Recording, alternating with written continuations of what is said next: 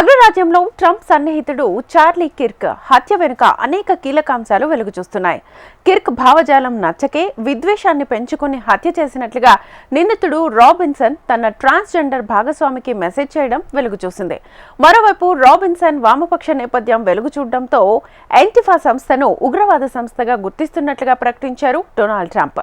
నిధులు సమకూర్చే వారిపై కఠిన విచారణ జరపాలని ఆదేశించారు. ఇదిలా ఉంటే కిర్క్ విషయంలో వివాదాస్పద వ్యాఖ్యల నేపథ్యంలో అమెరికాలో పాపులారిటీ ఉన్న late night talk show Jimmy Kimmel live నిలిచిపోయింది.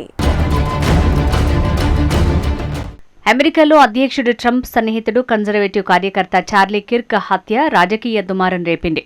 ఈ కేసు దర్యాప్తు క్రమంగా మలుపులు తిరుగుతోంది. ఈ కేసు దర్యాప్తులో విస్తుపోయే విషయాలు వెలుగుచూస్తున్నాయి. సెప్టెంబర్ 10న ఊటా వ్యాలీ విశ్వవిద్యాలయంలో జరిగిన ఓ కార్యక్రమంలో కిర్క్ దారుణ హత్యకు గురికావటం తెలిసిందే. కిర్క్ అక్కడి విద్యార్థుల ప్రశ్నలకు సమాధానమిస్తున్న క్రమంలో ఓ తూట దూసుకొచ్చి ఆయన గొంతులో దిగింది. దీంతో అక్కడికక్కడే కుప్పకూలిపోయారు. కాల్పుల తర్వాత ఓ వ్యక్తి భవనం మీద నుంచి దూకి గన్తో పారిపోతున్న దృశ్యాలు వెలుగులోకి వచ్చాయి. దీంతో దర్యాప్తు చేపట్టిన ఏజెన్సీలు ఆ మరుసటి రోజే 22 ఏళ్ల టైలర్ రాబిన్సన్ను అదుపులోకి తీసుకున్నారు. అతన్ని కోర్టులో ప్రవేశపెట్టారు. మాసిన గడ్డంతో బుల్లెట్ ప్రూఫ్ జాకెట్తో రాబిన్సన్ విచారణకు హాజరయ్యాడు. నేర చరిత్ర దృష్ట్యా అతనికి మరణశిక్ష విధించాలని ప్రాసిక్యూటర్లు విజ్ఞప్తి చేస్తున్నారు. చార్లీ కిర్క్ని రాబిన్సన్ ఎందుకు చంపాడన్న దానిపై దర్యాప్తు సంస్థలు ఇప్పటిదాకా స్పష్టమైన ప్రకటన చేయలేదు. అయితే కిర్క్ భావజాలమే ఆయన హత్యకు కారణమైందన్న చర్చ ఇప్పుడు అక్కడ నడుస్తోంది.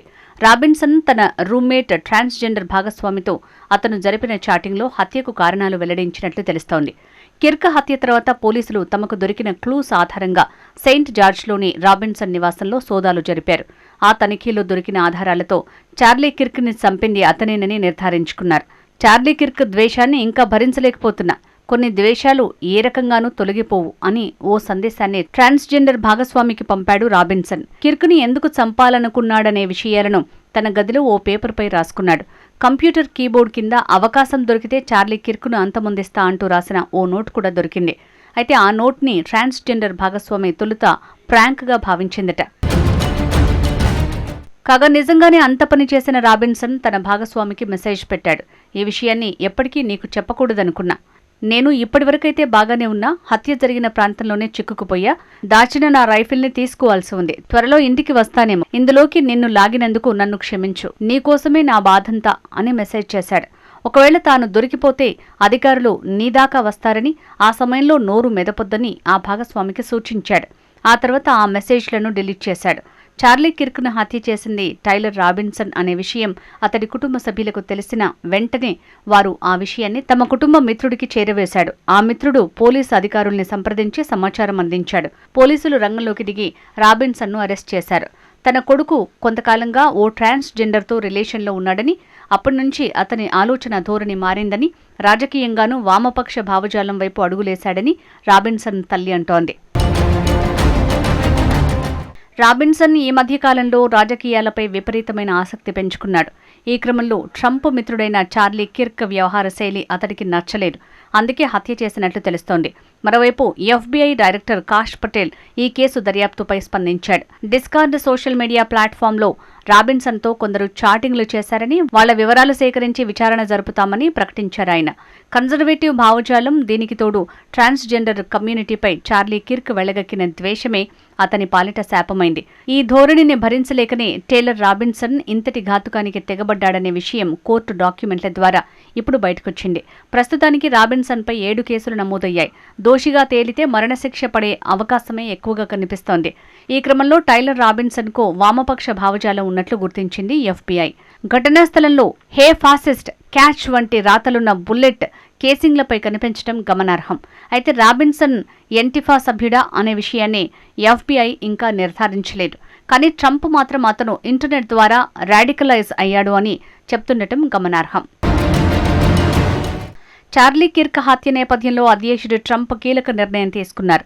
వామపక్ష భావజాలమున్న యాంటిఫా సంస్థను ఉగ్రవాద సంస్థగా గుర్తిస్తున్నట్లు ప్రకటించారు. దానిని అత్యంత ప్రమాదకరమైన సంస్థగా, రాడికల్ లెఫ్ట్ విపత్తుగా ఆయన అభివర్ణించారు. అంతేకాదు దీనికి నిధులు సమకూర్చే వారిపై కఠిన విచారణ జరపాలని దర్యాప్తు సంస్థలకు సూచించారు ట్రంప్. ఈ మేరకు తన సోషల్ మీడియాలో ఓ ప్రకటన చేశారు. యాంటిఫా అనేది ఫాసిస్ట్ వ్యతిరేక అనే పదానికి సంక్షిప్త నామం. ఇది ఫార్ లెఫ్ట్ కార్యకర్తల గ్రూప్. ఫాసిజం, రేసిజంకు వ్యతిరేకంగా పోరాడే సంస్థ. అయితే ఇదేం కేంద్రీకృత సంస్థ కాదు. ముఖ్యంగా కన్జర్వేటివ్ భావజాలానికి వ్యతిరేకంగా పోరాడే రాజకీయ ఉద్యమం అని చెప్పొచ్చు. ఈ సభ్యులు తరచూ ఫార్ రైట్ ర్యాలీలను వ్యతిరేకిస్తూ నిరసన ప్రదర్శనలు నిర్వహిస్తుంటారు. యాంటిఫా అమెరికాతో పాటు ప్రపంచవ్యాప్తంగా వివిధ దేశాల్లో ఉన్న ఉనికిని చాటుకుంటోంది. దీని కార్యకర్తలు సోషల్ మీడియాలో సిగ్నల్, ఇతర ఎన్క్రిప్టెడ్ యాప్స్ ద్వారా కార్యకలాపాలు నిర్వహిస్తుంటారు. ట్రంప్ గత టర్మ్లోనే యాంటిఫాను ఉగ్ర సంస్థగా గుర్తించాలని అనుకున్నా వీలు కాలేదు. ఇప్పుడు తనకు సన్నిహితుడైన చార్లీ కిర్క్ హత్యతో ఇందుకు ఉపక్రమించారు. అయితే యాంటిఫా అనేది ఒక సిద్ధాంతం మాత్రమేనని, దానిని సంస్థగా గుర్తించి నిషేధించడం అసాధ్యమని, పైగా చట్టపరంగా ఇబ్బందులు ఎదురుకావచ్చని FBI మాజీ డైరెక్టర్ క్రిస్టోఫర్ రే అభిప్రాయపడుతున్నారు. మరోవైపు చార్లీ కిర్క్పై చేసిన కొన్ని వ్యాఖ్యల కారణంగా ప్రముఖ మీడియా సంస్థ ABC late night talk show Jimmy Kimmel live వివాదంలో ఇరుక్కుంది. అధ్యక్షుడు ట్రంప్ తన స్నేహితుడు చార్లీని కోల్పోయినందుకు చాలా బాధపడ్డారనే దానిపై కిమ్మెల్ వ్యంగ్యంగా మాట్లాడారు. ట్రంప్ దుఃఖించే విధానాన్ని ఎగతాళి చేస్తూ ఆయన దుఃఖంలో 4వ దశలో ఉన్నారన్నారు. తన స్నేహితుడి హత్యపై అతను బాధపడటం లేదని, 4 ఏళ్ల పిల్లాడు గోల్డ్ ఫిష్ పోతే ఎలా బాధపడతారో అలా దుఃఖించారని కిమ్మెల్ వ్యాఖ్యానించారు. Donald Trump, FBI director Kash Patel ఈ హత్యపై దర్యాప్తులో నిర్వహించిన తీరుపై జిమ్మీ కిమ్మెల్ విమర్శలు గుప్పించారు. దీనిపై విమర్శలు రావడంతో ABC సంస్థ జిమ్మీ కిమ్మెల్ లైవ్ని నిరవధికంగా నిలిపివేసింది. కిర్క్ మరణంపై కిమ్మెల్ చేసిన వ్యాఖ్యలు అభ్యంతరకరమైనవి అని తాము భావిస్తున్నామని ఆ సంస్థ ప్రకటించింది.